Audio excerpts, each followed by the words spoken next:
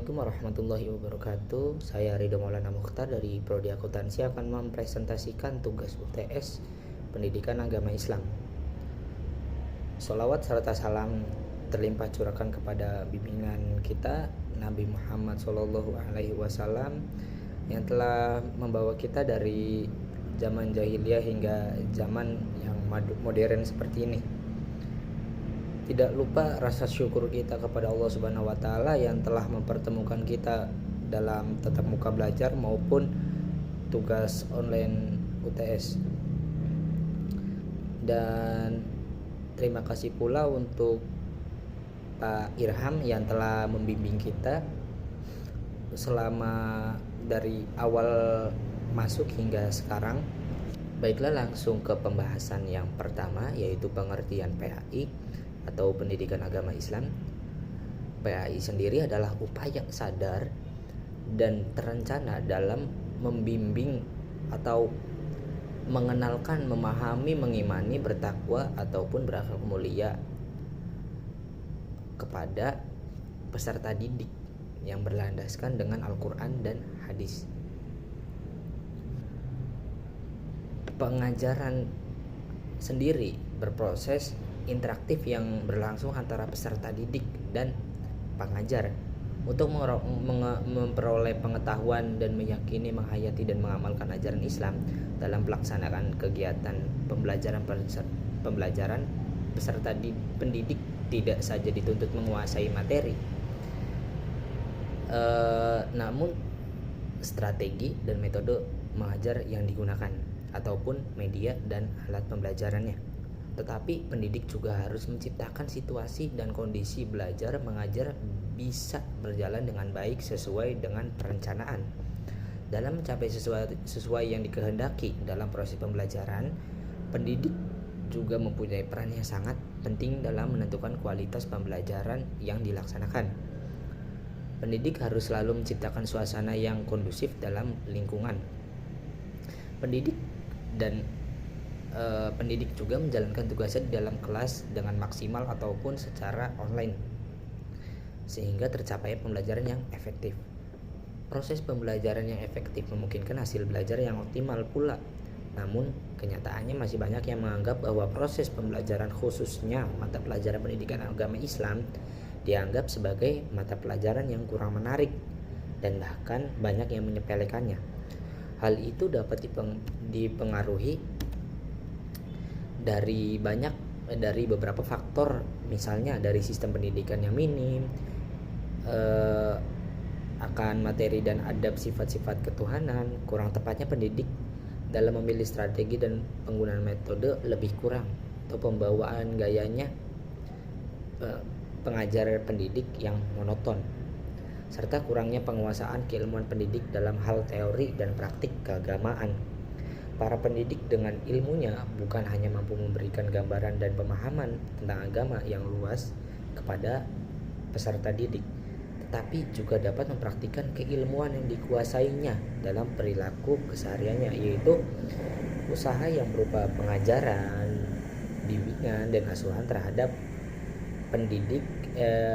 peserta didik agar kelak selesai pendidikannya dapat memahami, menghayati, dan mengamalkan tentang pembelajaran agama ini.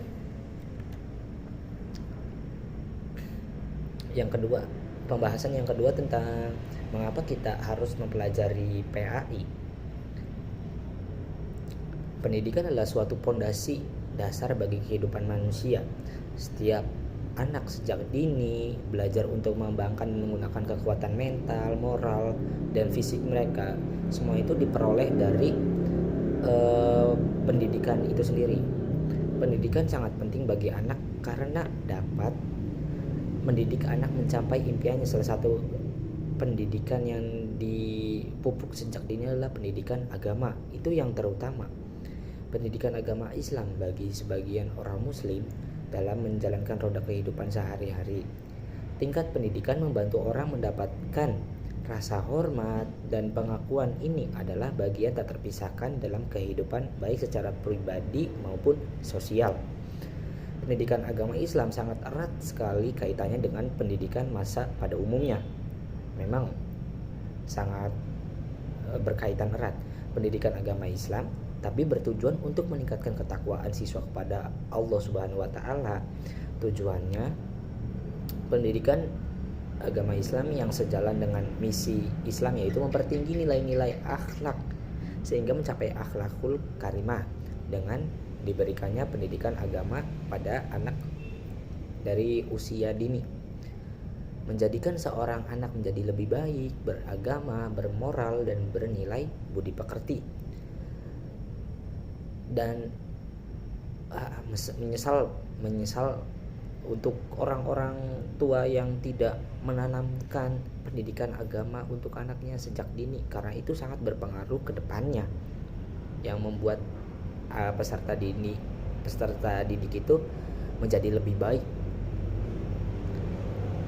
Dan lanjut ke pembahasan yang ketiga, penjelasan 3 konsep beragama dengan baik, yaitu iman, Islam, dan ihsan. Iman, Islam, dan ihsan memiliki kaitan yang erat. Untuk memahami hubungan ketiganya, perlu dipahami terlebih dahulu pengertian iman, Islam, dan ihsan. Menurut pandangan Islam, iman dapat berarti meyakini atau kita percaya dalam hal mengenai iman yang telah dituliskan dalam Al-Quran yang merupakan kitab suci umat Islam. Dalam beberapa surat seperti surat At-Taubah, Allah Subhanahu wa taala telah menerangkan mengenai keimanan yang diturunkan kepada umatnya. Selain disebut dalam Al-Quran, iman juga dijelaskan melalui berbagai hadis. Menurut salah satu hadis, iman adalah tambatan hati atau kepercayaan yang dilakukan secara ucapan dan dilakukan secara langsung. Bagaimana kita percaya di dalam hati dan kita melakukannya dengan suatu tindakan sehingga menjadi satu kesatuan. Iman tersebut meliputi 6 perkara yang disebut dengan rukun iman. Di antaranya ada iman kepada Allah, iman kepada malaikat, iman kepada kitab-kitab Allah, iman kepada nabi dan rasul, iman kepada hari akhir, dan iman kepada qada dan qadar. Lanjut ke yang pembahasannya selanjutnya, yaitu apa sih yang dimaksud dengan Islam? Islam berasal dari kata aslama yuslimu islaman, yang berarti tunduk, patuh, atau selamat. Islam berarti kepasrahan atau ketundukan secara total kepada Allah Subhanahu wa taala. Orang yang beragama Islam berarti ia pasrah dan tunduk kepada setiap ajaran-ajaran Islam yang baik dan menjauhi yang buruk. Seorang muslim berarti juga harus mampu menyelamatkan diri sendiri dan juga menyelamatkan orang lain. Dalam artian menyelamatkan di sini kita mengajak seseorang yang sudah kurang keimanannya, ataupun dalam artian yang belum iman sama sekali, kita harus bisa mengajaknya untuk bisa mengimani kepada Allah Subhanahu wa taala. Secara istilah, Islam adalah agama yang dibawa oleh Nabi Muhammad SAW untuk umat manusia agar dapat hidup bahagia di dunia dan akhirat. Inti ajarannya, rukun Islam adalah bersaksi bahwa tiada Tuhan selain Allah dan Nabi Muhammad adalah utusan Allah, mendirikan sholat, menunaikan zakat, dan menjalankan puasa di bulan Ramadan, dan pergi haji bila mampu, yaitu adalah rukun Islam. Sedangkan kita lanjut ke pembahasan yang selanjutnya, yaitu apa itu ihsan. Ihsan berasal dari bahasa Arab yang artinya baik atau berbuat baiklah. Ihsan yaitu beribadah dengan ikhlas atau baik yang khusus ataupun yang umum yang teruntuk Allah Subhanahu wa taala ini. Ihsan ini perlu ditanamkan dalam hati, diimplementasikan dengan perbuatan terpuji. Manfaat dari ihsan tersebut adalah untuk mencapai kebahagiaan di dunia dan akhirat. Adapun macam-macam ihsan yaitu ihsan kepada Allah Subhanahu wa taala, ihsan kepada manusia, dan ihsan kepada lingkungan. Dalam etimologi, kata-kata ihsan adalah lawan kata dari is'a, yaitu berbuat kejelekan. Secara mandiri, ihsan memiliki arti kebaikan, membaguskan, lebih indah. Contohnya, membantu orang yang kesusahan, berbakti kepada orang tua, dan segala perbuatan baik lainnya sesama manusia ataupun kepada Allah Subhanahu wa taala atau kepada lingkungan. Kita lanjut ke pembahasan yang selanjutnya, yaitu mengapa Islam penting dalam kehidupan manusia. Agama Islam hakikatnya adalah sistem keyakinan atau prinsip-prinsip hukum serta petunjuk perilaku manusia yang didasarkan pada Al-Quran, hadis, dan ijtihad ulama. Berdasarkan hal ini, Islam paling tidak mempunyai 4 fungsi. Pertama, Islam berfungsi sebagai tuntunan bagi manusia agar memiliki akhlakul karimah. Rasul pun pernah bersabda, sesungguhnya saya diutus hanya untuk menyempurnakan akhlak mulia. Akhlakul karimah harus kita lakukan, baik yang berhubungan dengan Allah maupun yang berhubungan dengan sesama manusia dan lingkungan. Dan fungsi yang selanjutnya yaitu agama Islam itu berfungsi sebagai untuk menggapai kemaslahatan, ketenangan, dan kedamaian serta keselamatan baik di dunia maupun di akhirat. Tak satu pun ajaran Islam, baik perintah maupun larangan, yang bertujuan untuk menciptakan kerusakan di bumi ini atau kesengsaraan di akhirat nanti. Allah Subhanahu wa taala pernah berfirman dalam surat Al-A'raf ayat 56 yang artinya, dan janganlah kamu membuat kerusakan di bumi ini setelah Allah memperbaikinya. Dan fungsi yang selanjutnya, yang ketiga, Islam mengandung ajaran-ajaran yang moderat, seimbang, dan lurus. Islam menyeimbangkan antara urusan dunia dan akhirat. Allah Subhanahu wa taala berfirman dalam surat Al-Qasas ayat 77 yang artinya, dan carilah apa yang dianugerahkan Allah kepadamu atau kebahagiaan, dan jangan di negeri, dan janganlah kamu melupakan kebahagiaanmu atau kenikmatan di dunia. Artinya, Islam tidak mengajarkan ajaran yang bersifat ekstrim ataupun tidak baiklah dalam bentuk dan bidang apapun. Seandainya ada pandangan keagamaan yang mengarah untuk bersikap ekstrim atau radikalisme, baik dalam hal ritual keagamaan, ekonomi, politik, dan sebagainya, maka kita harus mewaspadainya atau menjauhi. Kita tidak perlu mengikutinya. Lanjut ke fungsi yang keempat, yaitu agama mestinya berfungsi sebagai pemersatu umat yang berbeda-beda, baik dari segi keagamaan, suku, atau adat istiadat. Karena agama sendiri mengajarkan bagaimana berperilaku dan bersikap secara baik terhadap orang-orang yang berbeda-beda itu.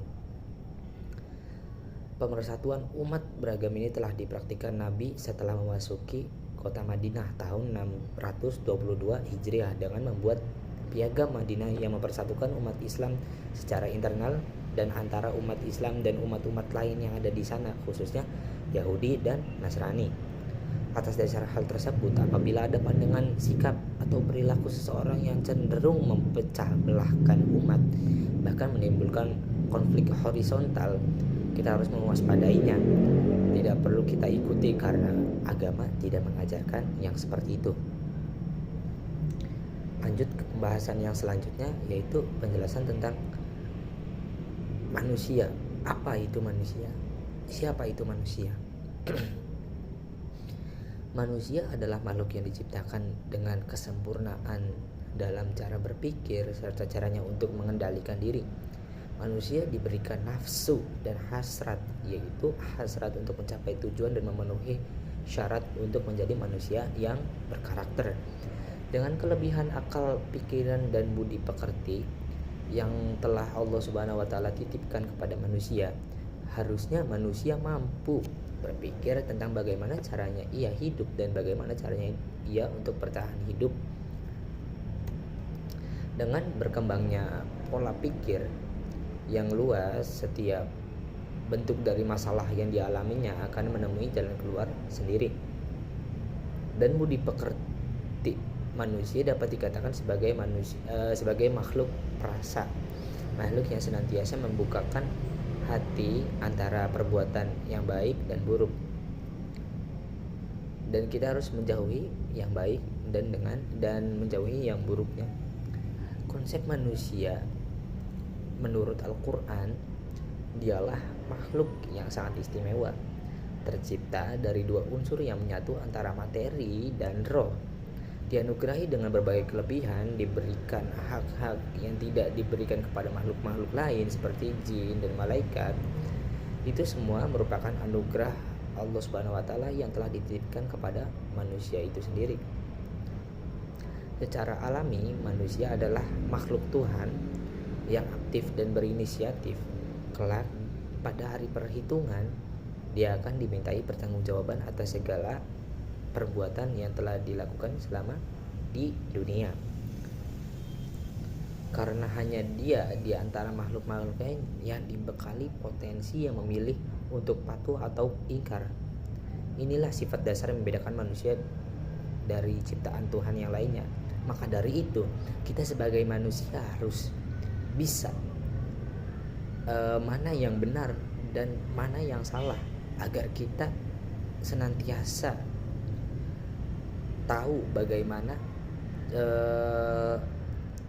caranya kita mengendalikan diri ini sendiri, karena setiap perbuatan itu akan dimintai pertanggungjawabannya di akhirat. Jangan sampai kita salah memilih atau mengikuti perbuatan yang tidak boleh yang tidak diperbolehkan dalam ajaran agama. Lanjut ke pembahasan yang selanjutnya, yaitu apa itu tawasud. Sebelumnya Indonesia memiliki masyarakat yang sangat majemuk, telah menjadi salah satu bangsa yang multikultural dengan tingkatan religius yang sangat mapan. Kelebihan yang dimiliki masyarakat Indonesia ini selalu dijaga dan disikapi dengan sikap moderat, yaitu atau tawasud, penuh kearifan, karena masyarakat multikultural sebagai modal utama untuk membangun masa depan bangsa yang lebih maju. Sikap moderat sendiri sering dikaitkan dengan upaya untuk merajut kembali hubungan antar manusia yang belakangan hidup dalam suasana keragaman dengan penuh kemajemukan sosial dalam hal agama ataupun budaya. Ada sebuah kesadaran umum yang muncul di kalangan generasi milenial bahwa diperlukan sikap moderat dengan kepekaan terhadap kenyataan kemajemukan pluralitas agama, baik dalam etnis, agama atau budaya hingga orientasi publik. Sikap moderat seorang muslim akan mengakuinya adanya kesamaan pandangan yang menekankan harga diri semua manusia di hadapan Allah Subhanahu wa taala serta hak dan kewajiban terhadap manusia. Secara etimologis, istilah tawasud sendiri berasal dari bahasa Arab yang berasal dari kata wasatdo, artinya tengah-tengah atau pertengahan. Kata tawasud secara bahasa berarti sesuatu yang ada di tengah atau juga moderat. Adapun pengertian menurut terminologi, tawasud ialah sikap mengambil jalan tengah dan menghindari dua sisi ekstrim antara kanan ataupun kiri. Dalam hal ini pengertian tawasud yaitu nilai-nilai Islam yang dibangun atas dasar pola pikir dan tindakan tengah-tengah dalam memahami agama. Tidak ekstrim kanan dan tidak ekstrim kiri pula. Tawasud ini juga bisa didefinisikan sebagai sikap moderat yang berpijak pada prinsip keadilan serta lurus dalam mewujudkan keseimbangan serta berusaha menghindari segala bentuk tatoruf ataupun ekstrim radikalisme. Tawasud juga dapat dipahami sebagai sikap menghindar dari pola pikir yang fundamentalis, tidak kanan ataupun liberalis ataupun tidak kiri ya, atau sekularis. Contoh dari sikap tawasud dalam kehidupan sehari-hari adalah: satu, tidak membeda-bedakan golongan dalam berinteraksi dan berkomunikasi. Yang kedua, menjalin silaturahmi antar sesama dan tidak timbul pertikaian. Yang ketiga, menerima pendapat dari orang lain yang tidak sepaham. Yang keempat, menerima saran, masukan, dan kritik yang membangun dari orang lain. Yang kelima, menggunakan bahasa yang santun dan menyejukkan saat berkomunikasi. Dan yang terakhir, yang keenam, bersikap toleransi terhadap segala perbedaan yang ada. Mungkin itu saja yang bisa saya sampaikan dalam presentasi UTS ini. Kurang lebihnya mohon maaf. Saya akhiri. Wassalamualaikum warahmatullahi wabarakatuh.